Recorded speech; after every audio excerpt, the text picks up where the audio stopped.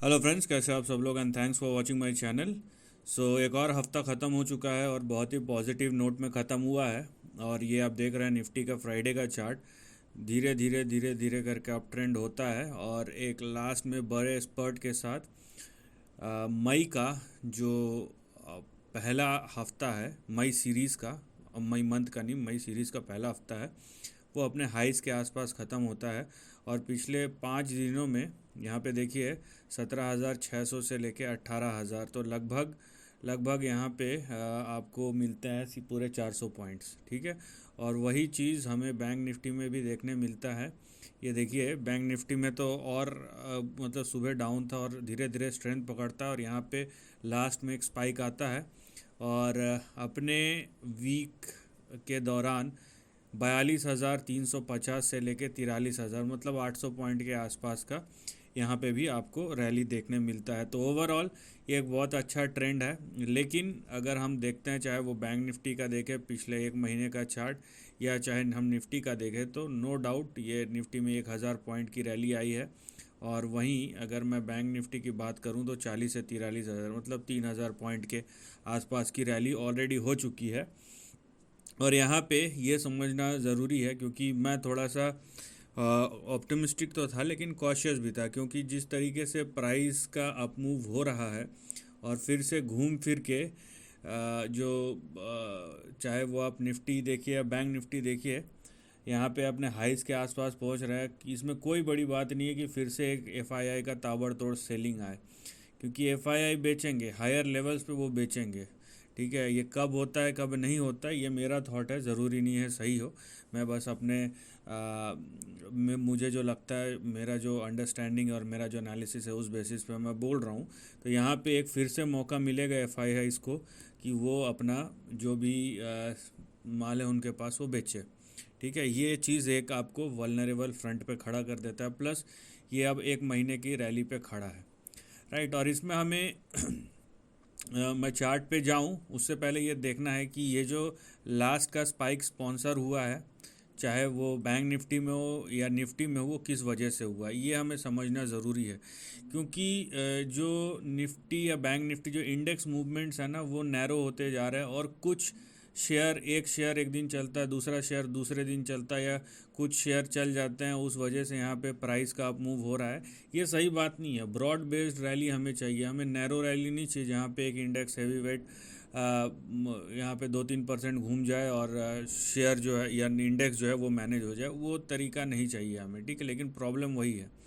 आप देखिए यहाँ पे ये निफ्टी बैंक का यहाँ पे निफ्टी बैंक के कॉन्स्टिट्यूएंट्स है। और ये जो रैली स्पॉन्सर्ड हुई है ना, यहाँ पे देखिए एचडीएफसी बैंक के वजह से नहीं हुई है, ना ही एक्सिस बैंक की वजह से हुई है। ये हुई है यहाँ पे एसबीआई की वजह से। एसबीआई 2.4% का यहाँ पे मूव दिखा है। और बड़े मूवर्स में एक पीएनबी है जिसका उतना वेटेज नहीं है, आईडीएफसी बैंक है जिसका भी उतना वेटेज नहीं है। हाँ, आप कुछ हद तक एयू स्मॉल फाइनेंस को गिन सकते हैं। तो मेजरली ये जो निफ्टी बैंक का मूव स्पॉन्सर्ड है वो हुआ है आपका एसबीआई के वजह से।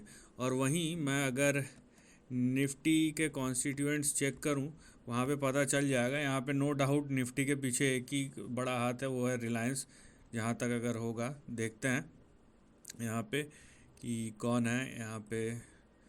ये रहा, यहाँ पे देख लीजिए। तो यहाँ पे 3-3% वाले में है अदानी ग्रुप है, नेस्ले है, विप्रो है, ब्रिटानिया, लार्सन एंड टूब्रो, फिर अपोलो हॉस्पिटल। यहाँ पे मैं देख रहा हूँ बड़ा कौन कौन है। यहाँ पे एक आईटीसी है जिसका मार्केट कैप बड़ा, ये देखिए रिलायंस है 2.25%। तो ये अकेला ही खड़ा हो गया तो काफ़ी है। उसके बाद आपका कोटक महिंद्रा बैंक है, उसके बाद बजाज फाइनेंस है, लेकिन 1% ही है। ठीक है, तो यहाँ पे रिलायंस खड़ा हो गया और साथ में एक दो खड़े हो गए, नहीं तो देखिए आप और बैंकिंग में से ज़्यादा कोई है नहीं। H D F C bank एकदम फ्लैट है। आपको यहाँ पे हो सकता है एस बी आई, हाँ एस बी आई मिल जाएगा। यहाँ पे बड़े में एल एन टी एक है, और बाकी रिलायंस है, एक चल गया है, और आई टी सी। ये चार बड़े यहाँ पे मार्केट कैप के लिहाज से ये चार बड़े हैं। तो ये देखिए ये कहीं ना कहीं जो रैली है वो फिर से एक जोन में चले जा रहा है। मैं इसका मतलब यह नहीं है कि रैली कंटिन्यू नहीं हो सकती, बिल्कुल हो सकती है। लेकिन ये जो रैली नैरो है ना, नैरो रैली कभी भी काम में नहीं आती, हमें ब्रॉड बेस्ड रैली चाहिए। ठीक है, तो हर सेक्टर परफॉर्म करना चाहिए। ये अच्छा है कि निफ्टी में बहुत सारे ने परफॉर्म किया और बहुत कम ने अंडर परफॉर्म किया है, लेकिन ये मैं तब बोल रहा हूँ जब 1-1.5 महीना पूरा इंडेक्स चल चुका है। ठीक है, तो देखते हैं यहाँ पे आगे क्या है। सबसे पहले यहाँ पे थोड़ा सा यहाँ पे जो जिस वजह से मूव हुआ है उन शेयर्स को देख लेते हैं एक नज़र। तो यहाँ पे देखिए एसबीआई में, क्योंकि एसबीआई एक बड़ा मूवर था, तो निफ्टी बैंक में एक बार एसबीआई का चार्ट और हम रिलायंस का भी ऐड कर लेते हैं ताकि हमें पता चले कि उनके चार्ट्स क्या बोल रहे हैं, ताकि हमें एक व्यू मिल जाए। ठीक है, तो एसबीआई में आपको रेंज ब्रेकआउट होता हुआ दिखेगा 570 के ऊपर, यहाँ पे 568 और 571 के ऊपर यहाँ पे रेंज ब्रेकआउट हुआ है। और अब एसबीआई जो है ये कहीं ना कहीं 619 से लेके 630 के बीच का जो रेंज खुल गया है। लेकिन अब बात यह है कि ये फिर से यहाँ पे देखिए आप, ये जो लेवल है ना, ये फिर से आपका एक रेजिस्टेंस होगा। तो अभी देखना है कि ये यहाँ पे तो ये लेवल आपके खुल गए हैं। ठीक है, 619 नहीं, ये 620 21 से 622 से 630 के बीच का ये जोन अब खुल गया है। अब 630 के ऊपर क्या होता है ये देखने वाली बात है। ठीक है, वहीं पे हम अगर रिलायंस का चार्ट देखें कि रिलायंस के चार्ट में क्या हो रहा है, क्योंकि देखिए ये देखिए रिलायंस ने अच्छा रिकवरी दिखाया है।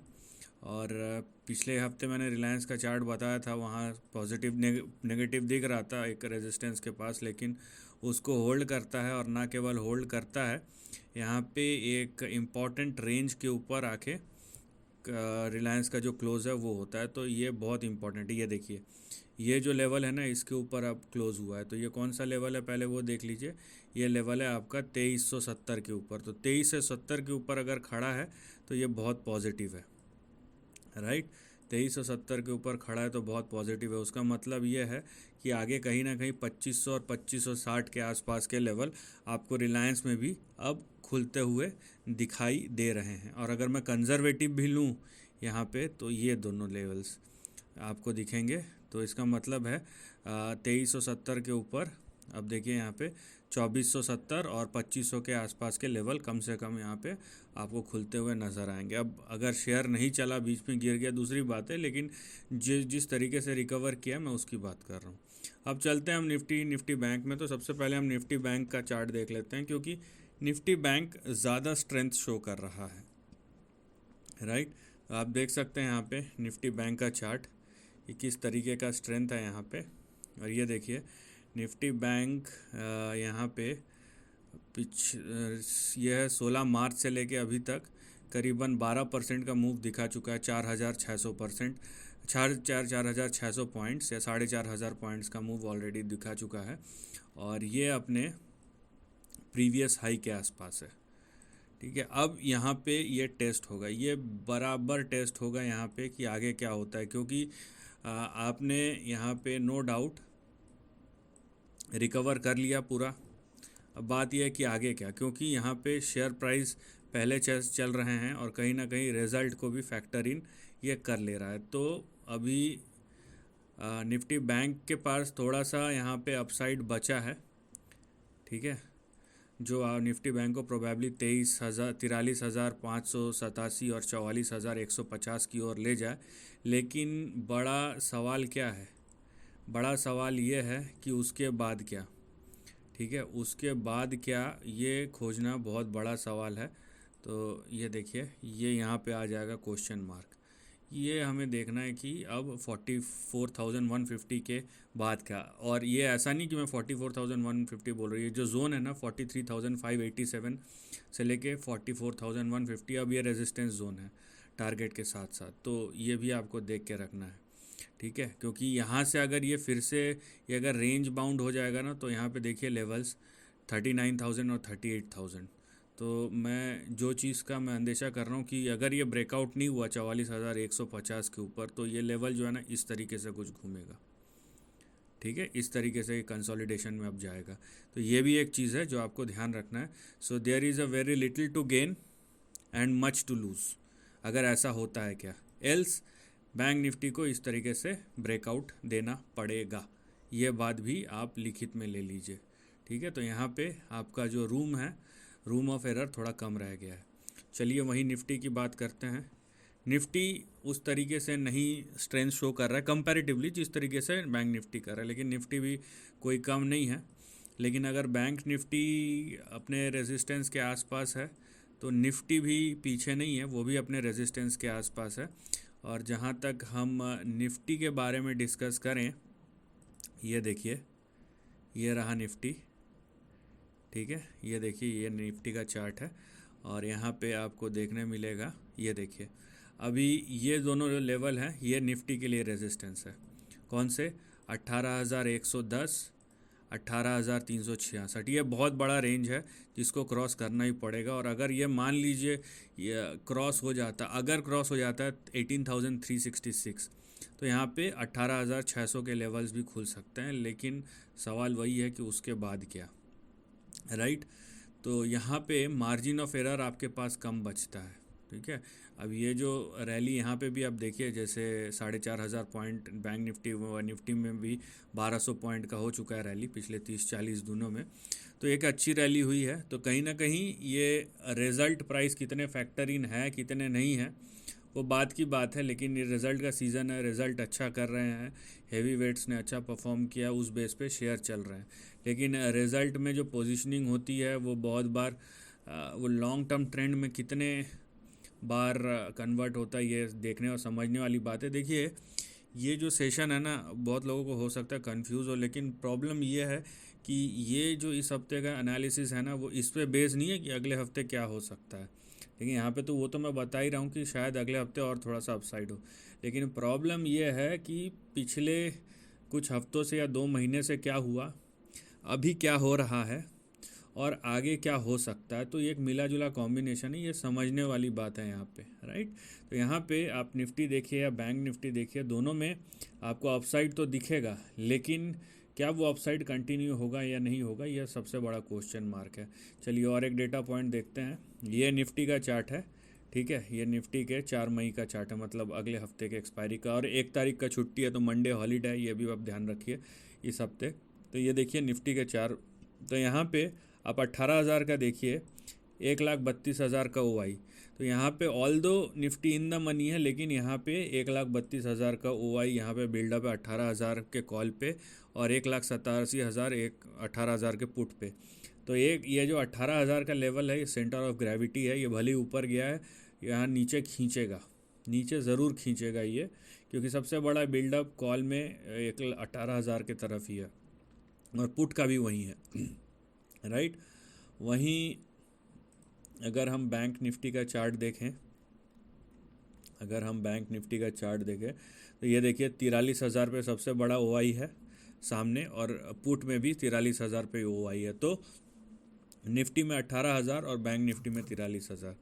एक और चीज़ जो आपको ध्यान रखना है कि ये सब के अलावा कि आप वेस्टर्न इकोनॉमीज़ को और US के मार्केट को भी देखिए कि वहाँ क्या हो रहा है, क्योंकि अगर मान लीजिए वहाँ से कुछ नेगेटिव क्यूज़ आते हैं, वीकेंड हो चुका है हमारे यहाँ, उनके यहाँ फ्राइडे का डेटा पॉइंट क्या आता है, जिन्होंने लॉन्ग लेके जाना होगा वो तो जा चुके होंगे, लेकिन फ्राइडे कैसा क्लोज होता है और उसका इम्पैक्ट क्या होता है वेस्टर्न इकोनॉमीज़ पे, यूरोप और US और बाकी एशियन, तो ये भी एक पॉइंट ऑफ फैक्टर होगा। क्योंकि ये ऐसा नहीं है कि हर हफ्ते नहीं होता है, ये हफ्ते क्यों बता रहा हूँ मैं, बात यह है कि हम जिस स्टेज पे खड़े हैं वहाँ से ऊपर तो जा सकते हैं, लेकिन कितना जाएंगे ये एक बहुत बड़ा क्वेश्चन मार्क है। इसलिए थोड़ा सा अपना जो स्टॉप लॉस है उसको थोड़ा स्ट्रिक्ट कर दीजिए, लगाइए मत लगाइए वो आपके ऊपर है, लेकिन जो अच्छा खासा मुनाफा कमा चुके हैं ट्रेडिंग स्विंग में, तो उन्हें समझ के थोड़ा सा यहाँ पे एनालिसिस करना चाहिए कि आगे क्या प्रोबेबली हो सकता है। लेकिन अगले हफ्ते के लिए निफ्टी और बैंक निफ्टी में still there are some sort of upside, लेकिन वो पहली बात तो वो अपसाइड कंटिन्यू होता है या नहीं होता है, अगर होता है तो क्या वो सस्टेन होगा, और सस्टेनेबिलिटी के साथ क्या ब्रेकआउट होगा, ये 3 बड़े सवाल है। So this is the end of the video, thanks for watching.